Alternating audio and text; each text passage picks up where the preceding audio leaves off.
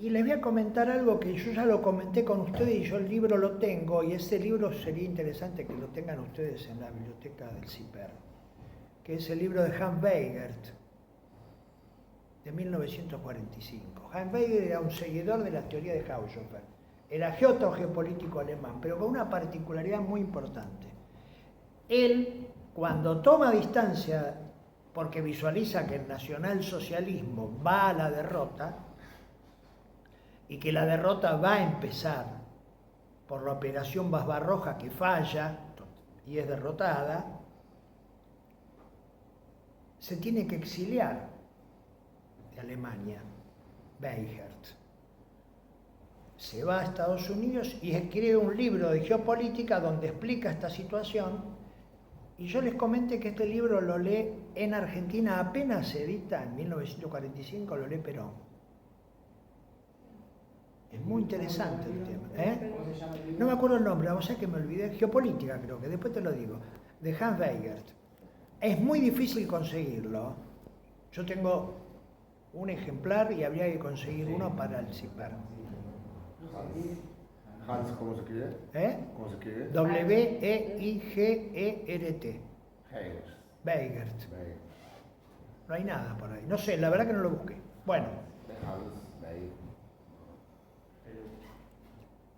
Fíjense que entonces, a través de todos estos teóricos, la geopolítica se constituye en el punto central de la geopolítica es el poder y su distribución conflictiva en el Estado-mundo.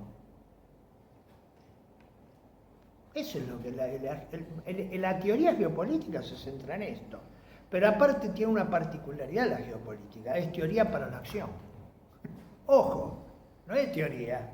Es teoría para la acción y la ejecución. Y ahí entramos a pensar en Perón, pero no por vinculación con Haushofer, sino desde su pensamiento situado en lo que después se va a llamar tercer mundo, o tercera posición, mejor. ¿Me entienden esto? Sí. Creo que más o menos esta es la idea central de todo el tema este de la geopolítica hasta 1945. Y aquí sí podemos hablar de tres grandes escuelas. Yo voy a agregar una tercera y dos, que es la escuela anglosajona, donde la geopolítica es pensada y ejecutada en términos de lo que otro geopolítico ruso, que ha visitado la Argentina, que se llama Alexander Dugin, plantea como los imperios del mar. O sea, la construcción imperial del mar tiene como articulador la cuestión marítima. EAEU, o E o UEE, tiene distintos nombres, pero es la Unión Económica Euroasiática. Y ya en 2014 se produce la alianza de Rusia con Bielorrusia, y curiosamente ahí se produce la crisis política, que fue un golpe, en 2014 en Ucrania, cuando se destituye a Víctor Yanukovych y el Maidán toma el poder. Ustedes saben que en ese momento se produce una escisión muy grande. Rusia toma Crimea, porque es la salida al Mar Negro. Ante el golpe del Maidán, toma Crimea y se produce la rebelión en los que llaman provincias, oblasts, de Lugansk y Donetsk, porque son mayoritariamente prorrusas. Sí. Ruso parlantes. Y fíjense que ustedes se acuerdan cuando hablábamos de César Tiempo, Sí. Dniepropetrovsk está en discusión, porque son rusoparlantes la mayoría. En realidad todos los otros ucranianos hablan una variedad de ruso también. En realidad eso es ruso parlante y ucranio parlante es un dialecto. Pero de todas maneras, esta no es la discusión central.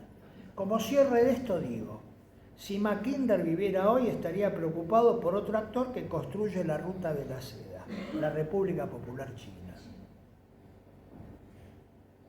Elemento central de este tema. Bien.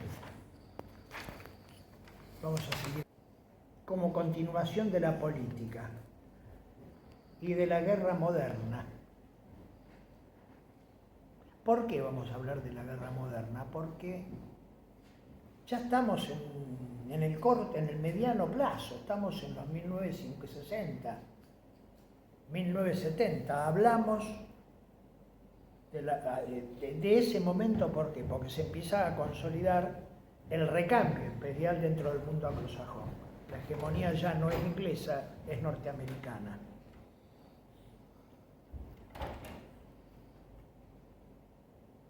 La frase "la guerra es la continuación de la política por otros medios" de Karl von Clausewitz, oficial del ejército alemán, que lucha contra Napoleón, aliado con Rusia.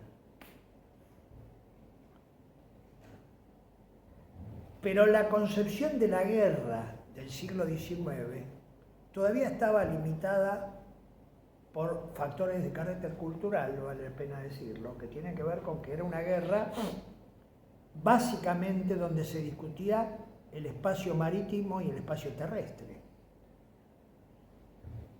¿Cuál otro espacio había? De guerra, muy poco. Había guerra simbólica, y sí, algo de guerra simbólica había, pero no estaba racionalizada y desarrollada teóricamente esa guerra, ¿me entienden? La disputa era por el mar y por la tierra. Desde ese momento, Clausewitz, siglo XIX hasta 2022, les puedo asegurar que se ha complejizado la guerra en una forma notable. ¿Cuáles son los campos de batalla de la guerra moderna? Eso es un tema central para entender hoy la guerra. Y Perón planteaba la política como claramente en forma clausewitziana, no tengan ninguna duda. La nación en armas es... El discurso de Perón de 1944 en la Universidad de La Plata es la nación en armas, no es otro tema. La construcción del imperio desde la vinculación con la tierra. Ahí el que analiza mucho esto es Alexander Dugin, pero hay pensadores que no están de acuerdo, obviamente, con Dugin del otro lado. Después vamos a hablar un poco de ese tema. Hay dos que son muy importantes. Zbigniew Brzezinski, fundamental, y Henry Kissinger, también fundamental. Después vamos a hablar de ellos. Lo vamos a atender puntualmente porque es muy importante. Sobre todo, les aclaro algo. Yo que les pasé el material porque el 22 de mayo del 2022 se produjo un acontecimiento central dentro de ese tema, que es la controversia Soros-Kissinger en Davos. Esto es clave. No ver esto hoy, no ver nada. ¿Lo mandaste al grupo? ¿Lo mandaste al grupo? Lo pasé como material y sí, ¿viste? Sí, porque, ¿viste? Sí, en Davos, además, ¿viste? O sea, después vamos a hablar de este tema, lo vamos a charlar y analizar. Por eso lo pasé, porque ganamos tiempo con esto. Sí, muy bueno. Y esta es la discusión de hoy, pero después no quiero adelantar. Quiero terminar con esto porque los tiempos huelgan. Esa corriente. Hay un tercer tema que yo incluyo dentro de las escuelas, que es la escuela de la mal llamado periferia, que es la tercera posición. Pero la tercera posición nace en un mundo con dos imperialismos hegemónicos en disputa. La pregunta es, ¿hoy hay tercera posición?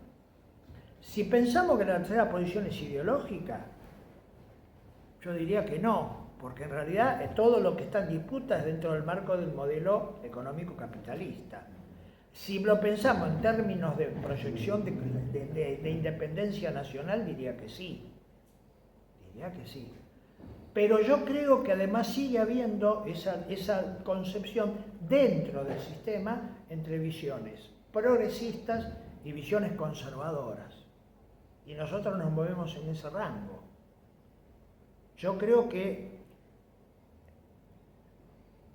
Perón establece una alternativa a las escuelas anglosajonas y euroasiáticas ya por el 45 al 55 y que da sus frutos después del 55 con la constitución del movimiento de países no alineados. Que hay que rediscutir ese tema para ver hoy qué margen. Yo creo sin ninguna duda, creo, que la continuidad de ese pensamiento hoy está hegemonizada por determinados países, que son los BRICS. Pero esto es un tema que yo lo pienso, ¿eh? Entonces después lo hablamos, después. Los BRICS, China. Fundamentalmente China.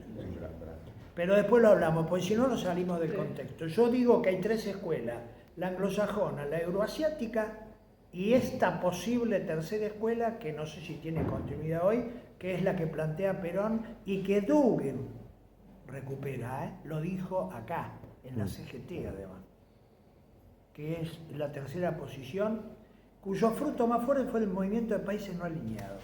Era una cuarta teoría política. Dugin plantea la cuarta. Tercera habría sido el nacionalsocialismo. Claro, la cuarta teoría política es la que plantea La Dugin. visión europea, sí. Por eso, la visión europea. Fíjense, concretamente, Dugin plantea en fundamentos de la geopolítica el poder naval de Occidente y el poder terrestre de Eurasia, con Rusia y China articulando. Él plantea Rusia, yo creo que no es así, yo creo que es un error, que no es cierto. Pero sigue habiendo en el fondo la pelea por el control del Heartland. La pelea es la misma. Esto es lo más notable de Mackinder. 1904, 2022, sí. La pelea es esa. Y me remito a las pruebas. ¿Ustedes se acuerdan cuando trajimos Asia TV? Sí. Bueno, saben que a mí me decían que esto era un sueño. Acá en el sindicato me lo dijeron. ¿Qué sueño? No era un sueño. Miren lo que está pasando. Y vamos a ver después, cuando veamos Fake News, qué está pasando realmente desde distintas ópticas. Porque yo tampoco voy a jugar con los rusos o con los chinos. Vamos a jugar desde la cuestión nacional. Pero tenemos que verlo.